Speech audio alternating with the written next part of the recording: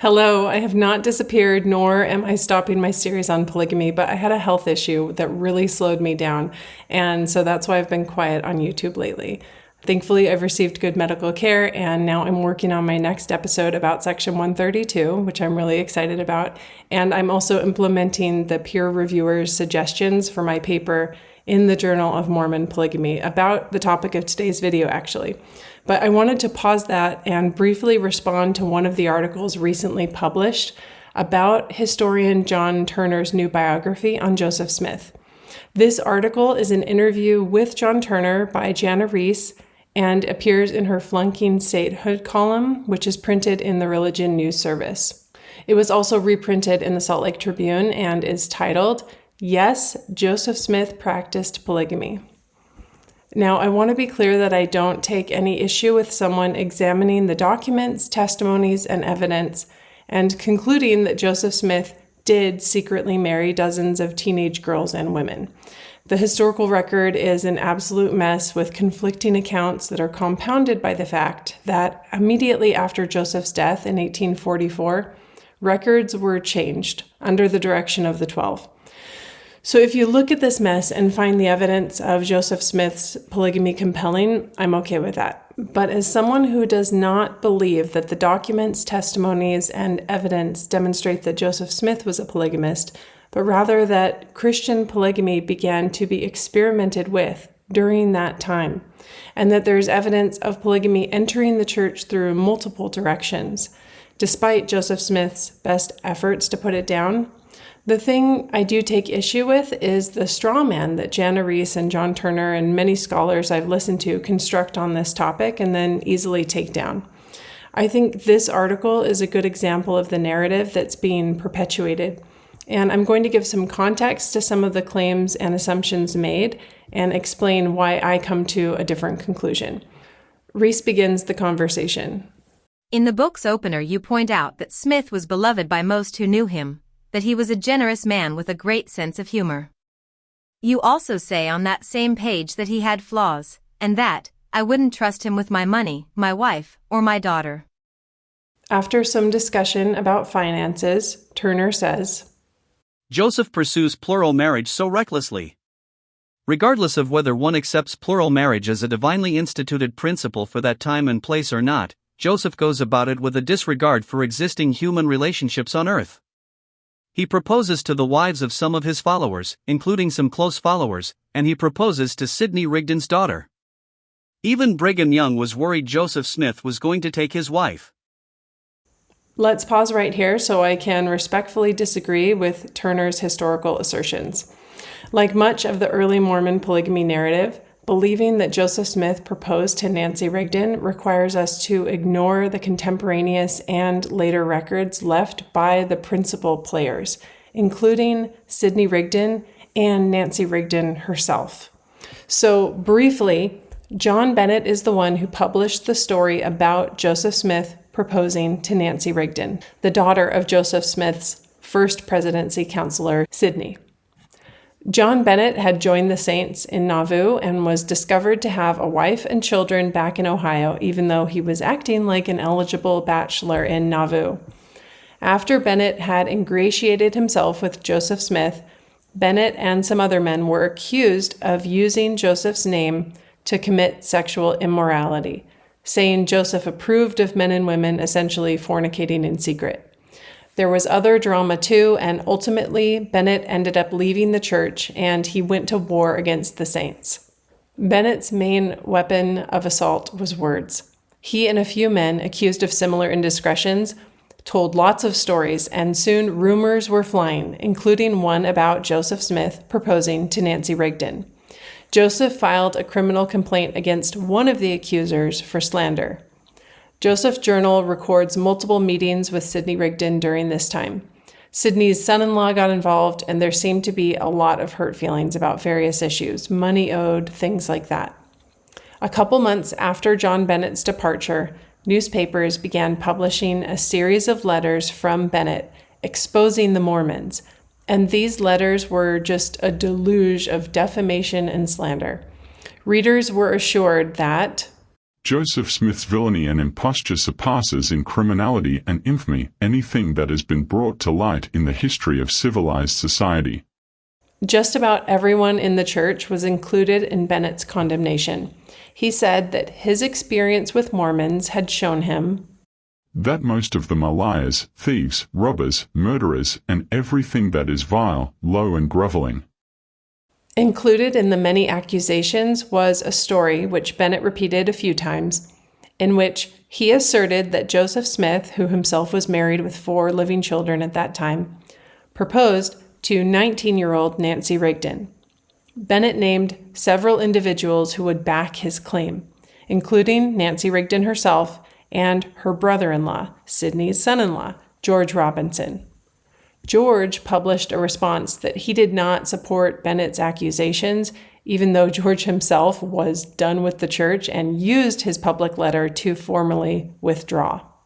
The church also published a response on August 1st, 1842, in the Times and Seasons newspaper, which Joseph Smith oversaw as editor.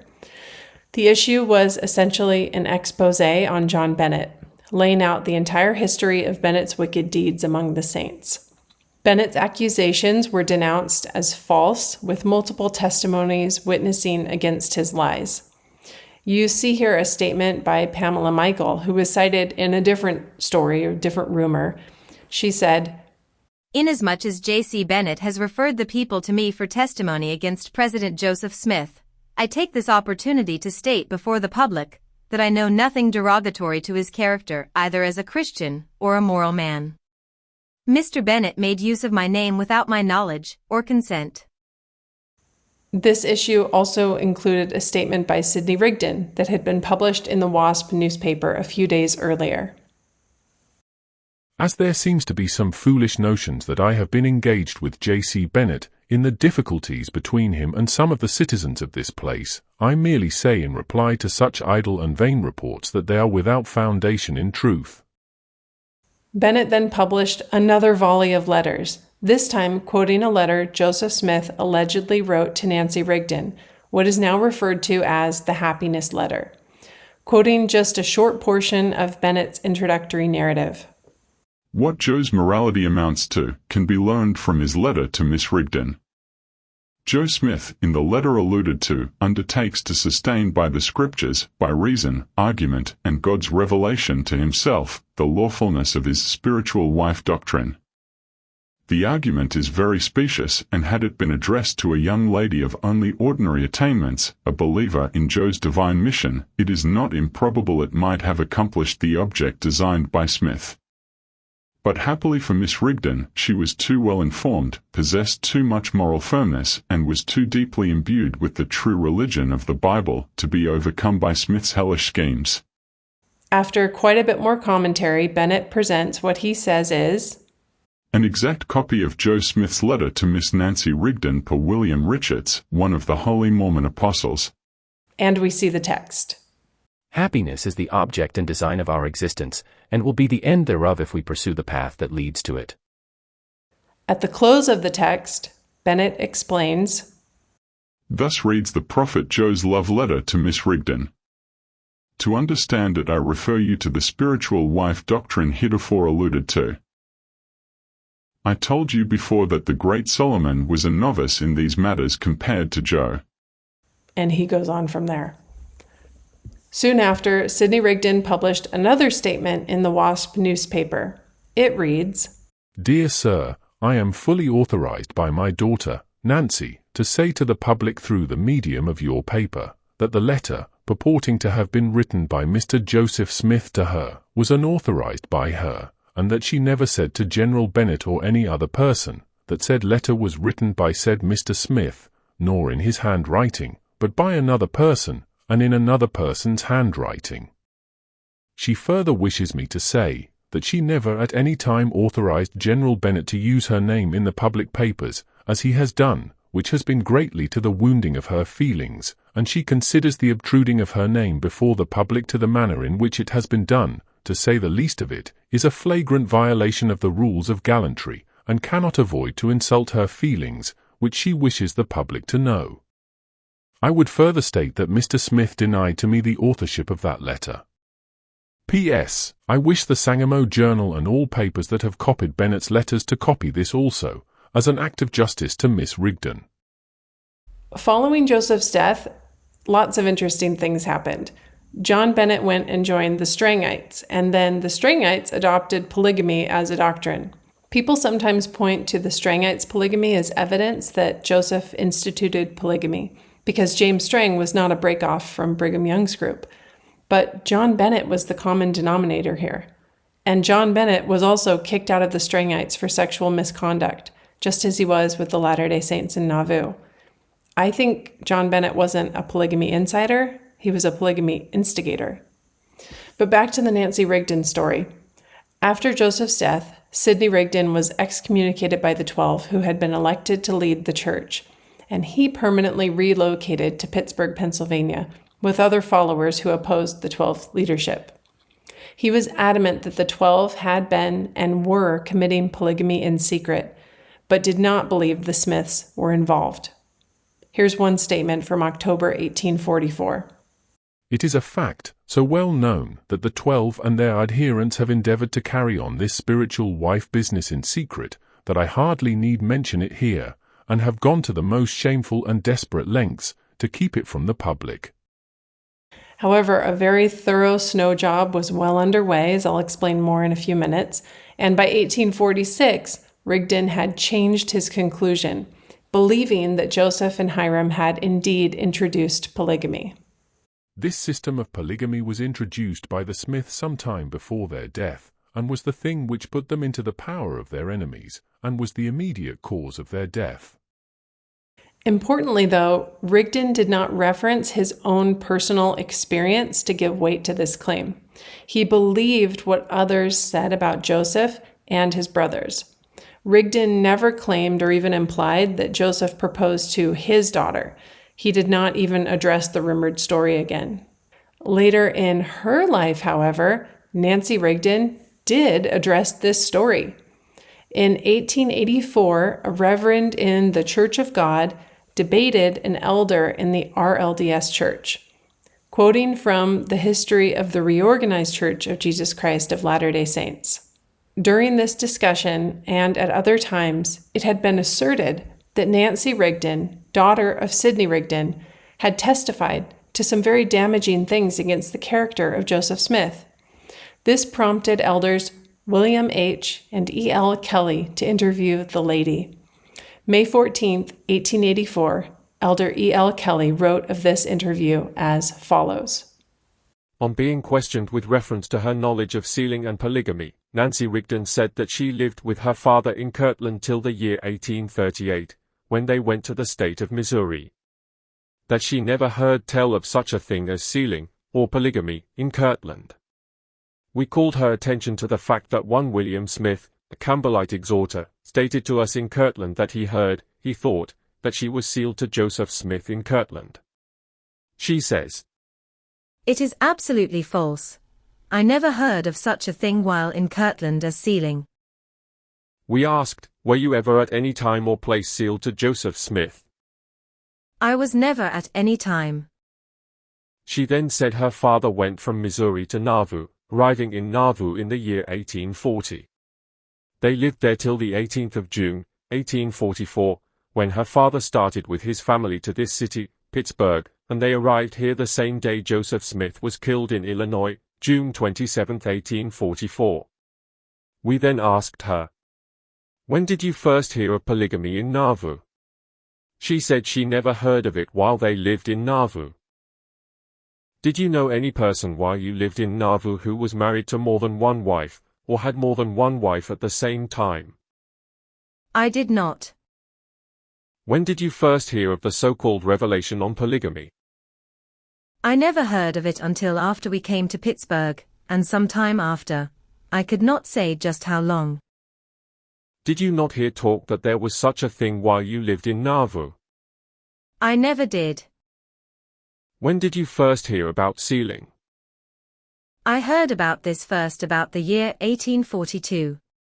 I believe it was in this year. How old were you at this time?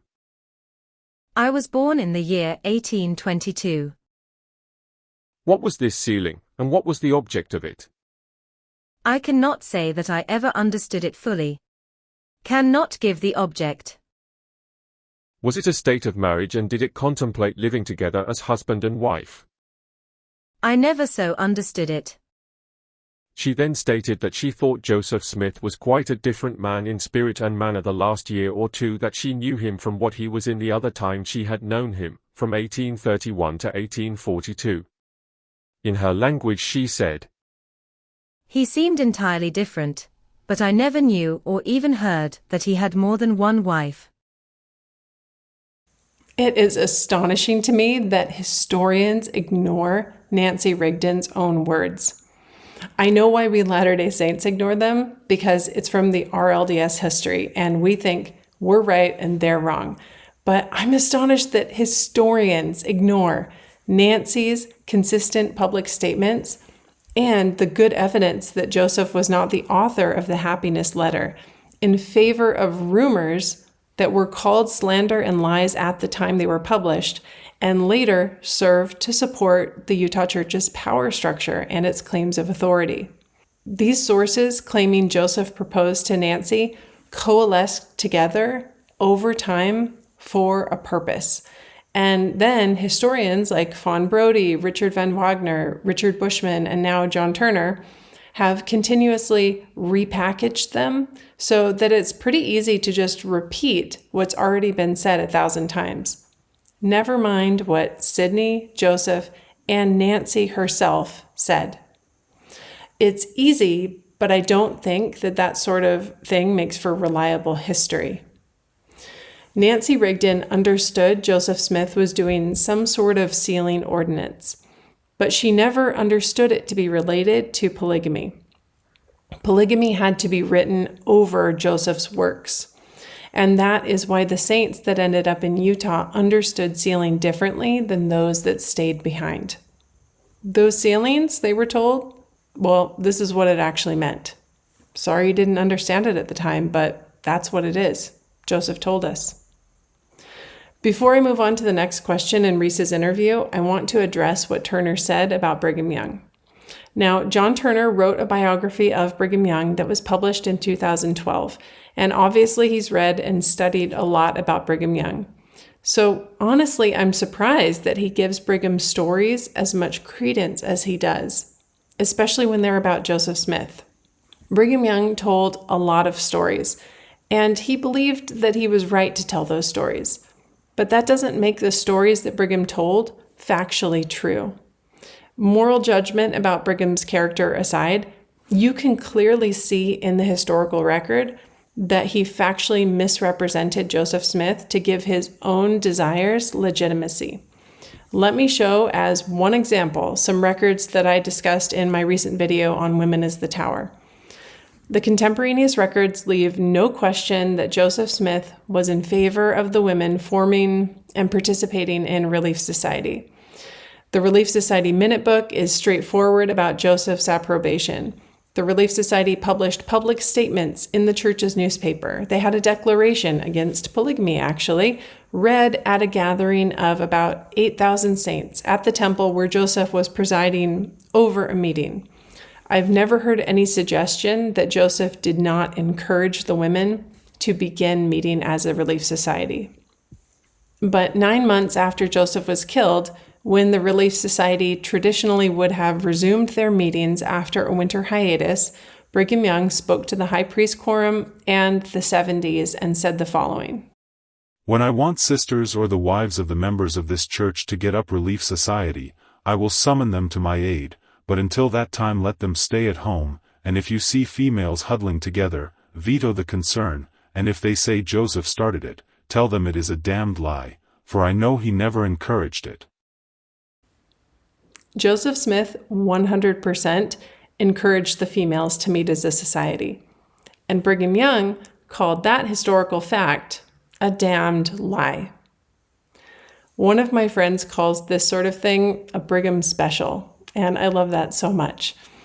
There are a lot of Brigham specials in church history, and we treat all of these Brigham specials as fact, unless it is literally impossible for them to be true, and those we kind of just ignore as obvious exaggerations, like the previous statement. But I think taking Brigham's statements at face value yields a pretty bad historical narrative. Historians today say that Joseph was lying about polygamy because we can see that the men who succeeded him in the church lied about polygamy. I think it makes more sense to critically examine the testimonies of men who we know lied, such as Brigham Young, because if he was willing to lie about something like Joseph's encouragement of Relief Society, why would he not be willing to lie about Joseph's polygamy? All right, back to the interview. Recently, we've seen a rise in what some scholars are calling polygamy denial, with some Latter-day Saints now claiming Joseph Smith never practiced polygamy, or at least not sexual polygamy. What do you think? I object to the way this question is phrased. Polygamy denial, polygamy deniers, this is clearly a pejorative. It's meant to convey contempt or disapproval. This is a label that calls to mind Holocaust deniers and is not a scholarly term. If a scholar or scholar-adjacent person labels someone a polygamy denier, they are using a rhetorical device meant to manipulate you into dismissing this person and their ideas as kooky. You could simply say, recently, we've seen increasing numbers of Latter-day Saints claiming that Joseph Smith never practiced polygamy, or at least not sexual polygamy. What do you think? Anyway, here's Turner's answer. I think the evidence for Joseph's polygamous sealings is pretty overwhelming. It's true that a lot of that evidence is retrospective in the form of affidavits or court testimony from many decades later, but there are some persuasive pieces of evidence from the 1840s. The William Clayton Journal is a very exhaustive account of Joseph's plural marriages, his, Joseph's, own and his promotion of the marriages of others. There's the revelation on marriage itself. And while it's true that you can't necessarily trace the extant copies of those documents to 1843, the sum total of the evidence is simply overwhelming.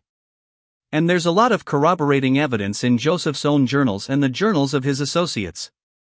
I think it boggles the mind to presume Brigham Young introduced polygamy after Joseph's death, and then so many people conspired in such incredibly clever ways to corroborate Joseph's polygamy. There is a lot to unpack here, but let me start with saying that I respectfully disagree with Turner's conclusions about the evidence.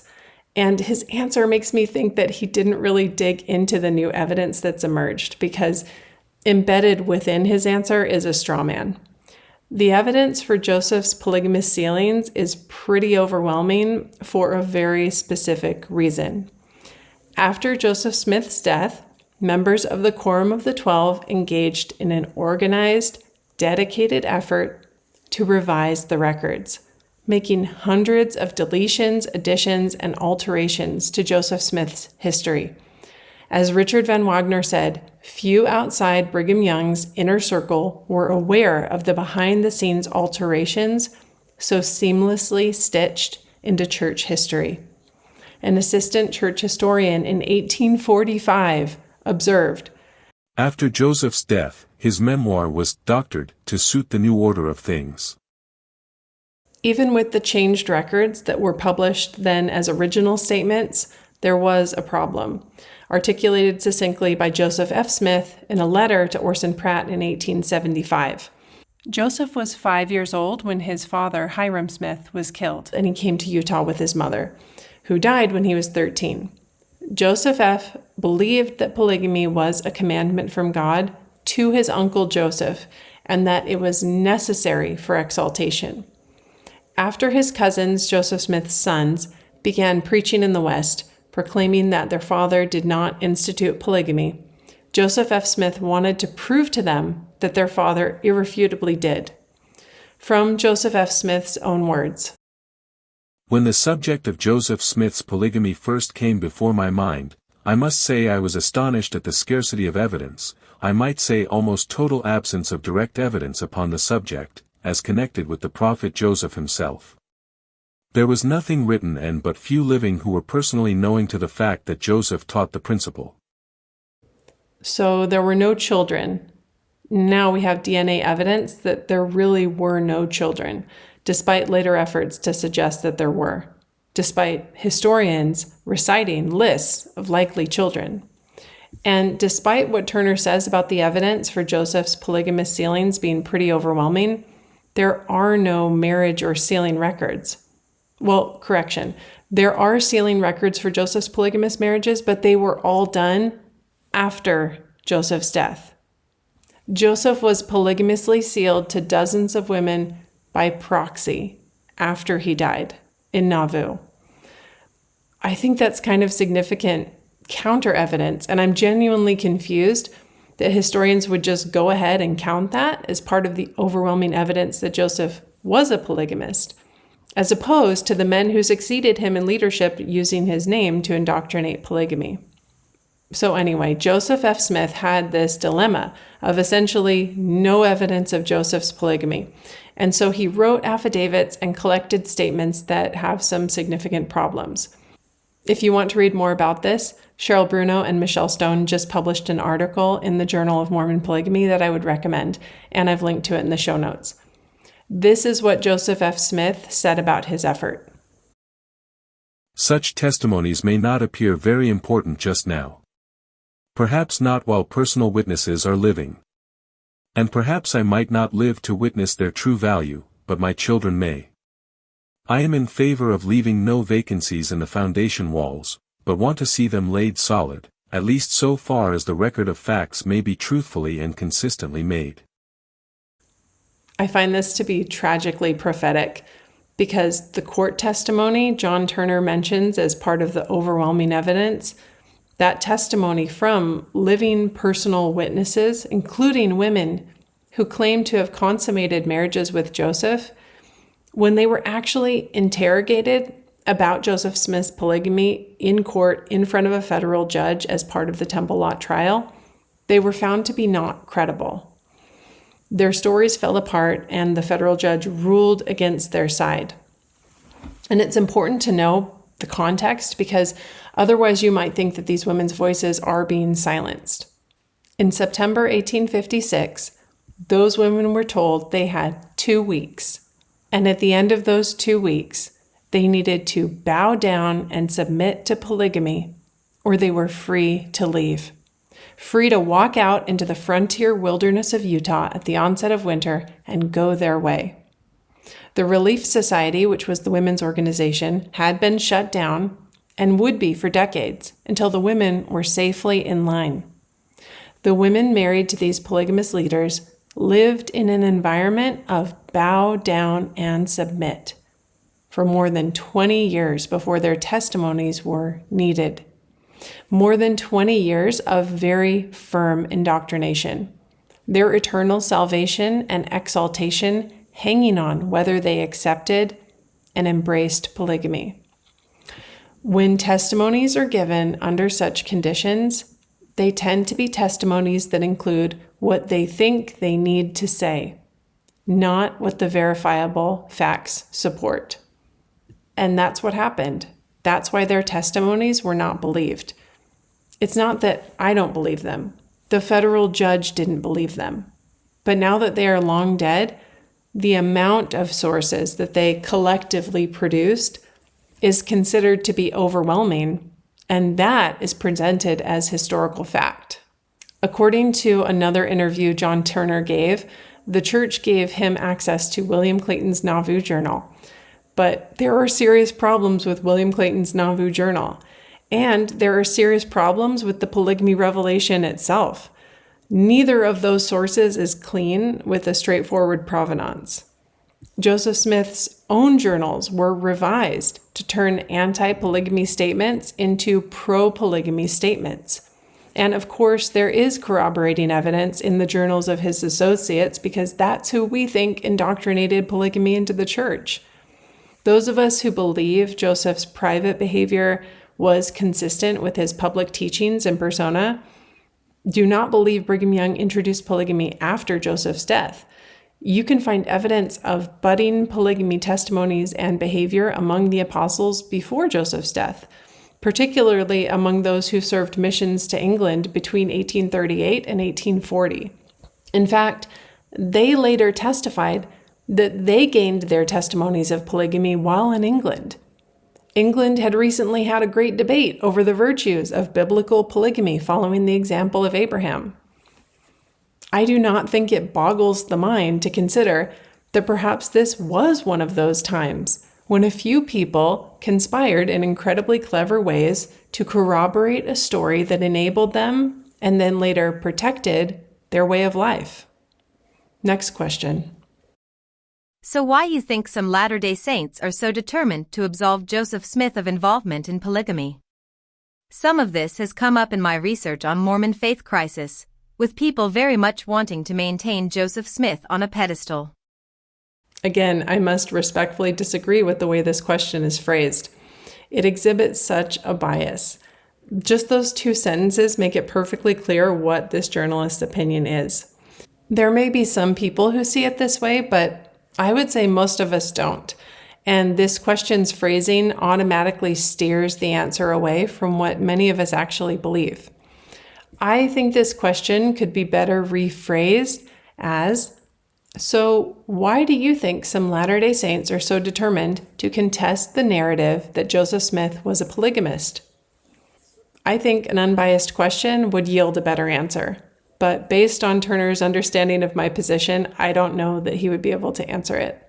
So I'll speak for myself and answer Riess's question. I am not determined to absolve Joseph Smith of involvement in polygamy, and I have no desire to maintain him on a pedestal. All I can do when forming a historical opinion is gather as much information as I can, use my best judgment, and accept that I may be wrong.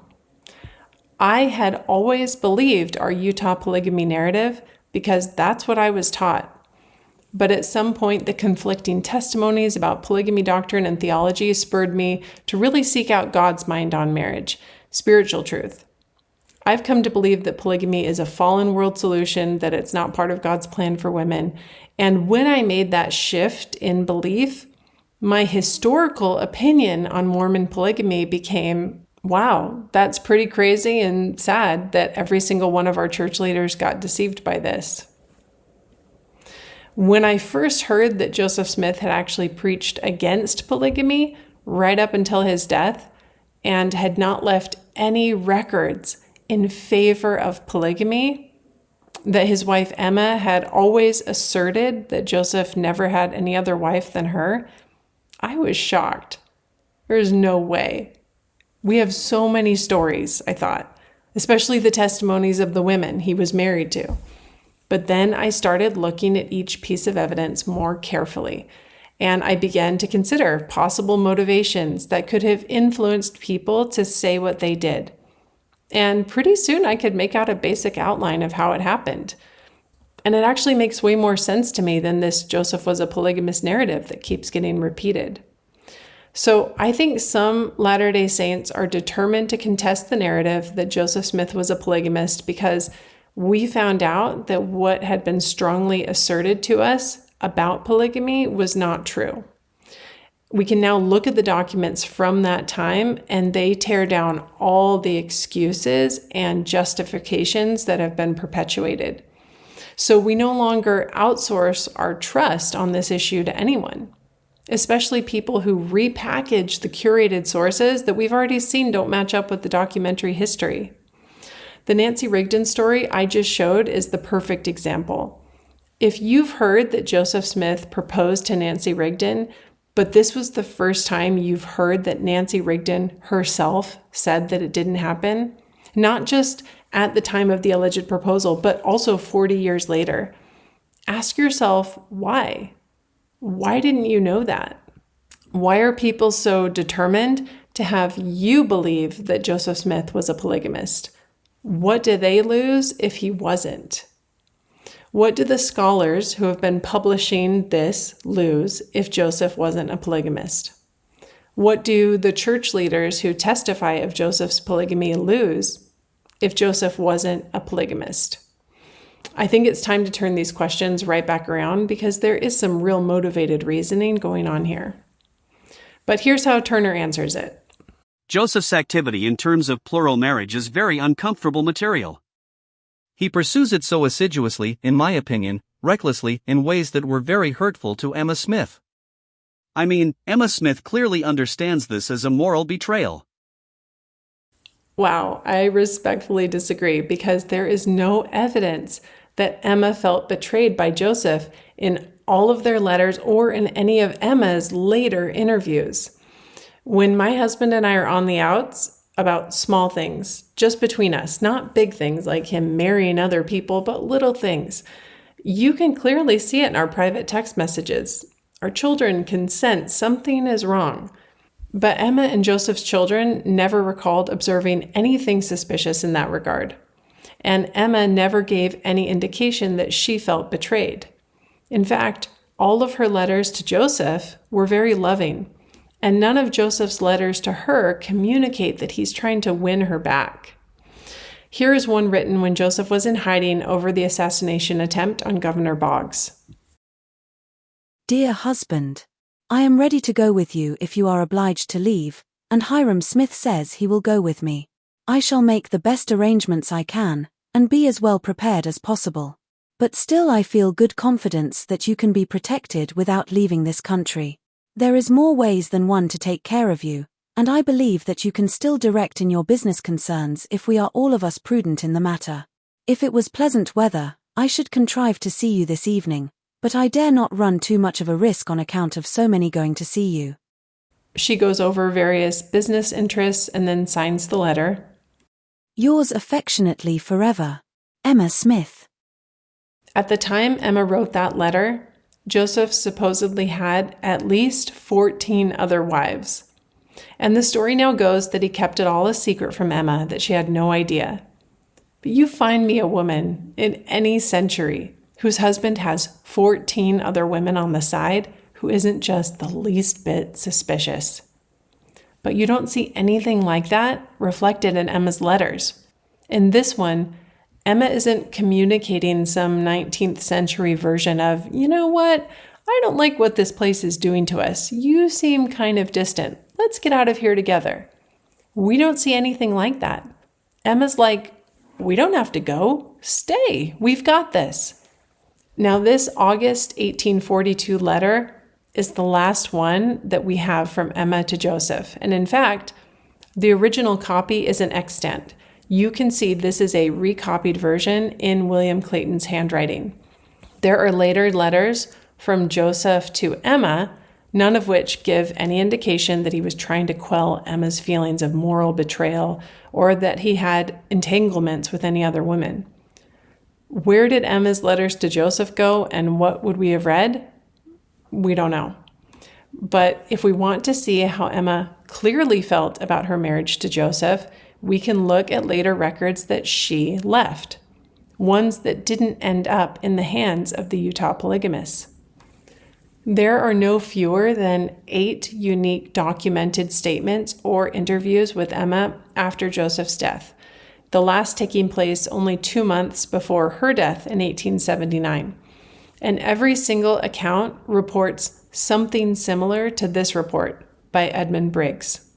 She spoke so endearingly of Joseph, in confidence, tears filling her eyes, that I could see she reverenced his very memory, and had full faith in Joseph's inspiration as a prophet of God.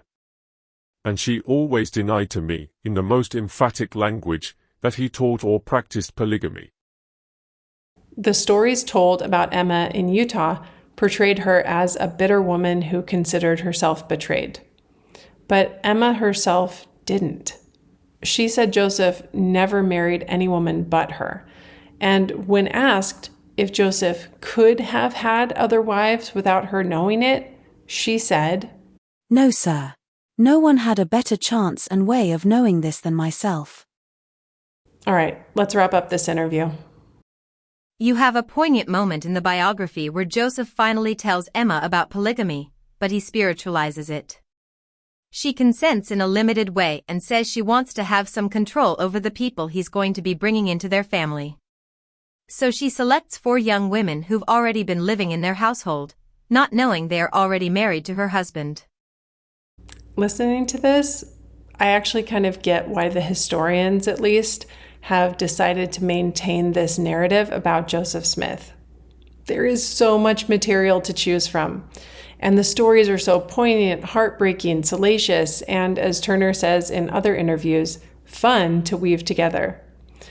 I personally find it disappointing to see how easily people accept stories that in many cases are verifiably untrue, but I guess it's always been that way. It seems like part of human nature that we're easily deceived.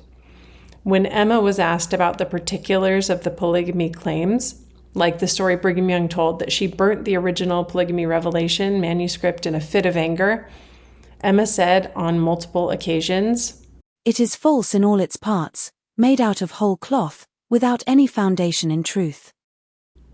It must have been hard for Emma to have so many lies told about her life by people who were once her friends. But I admire the way that she handled it.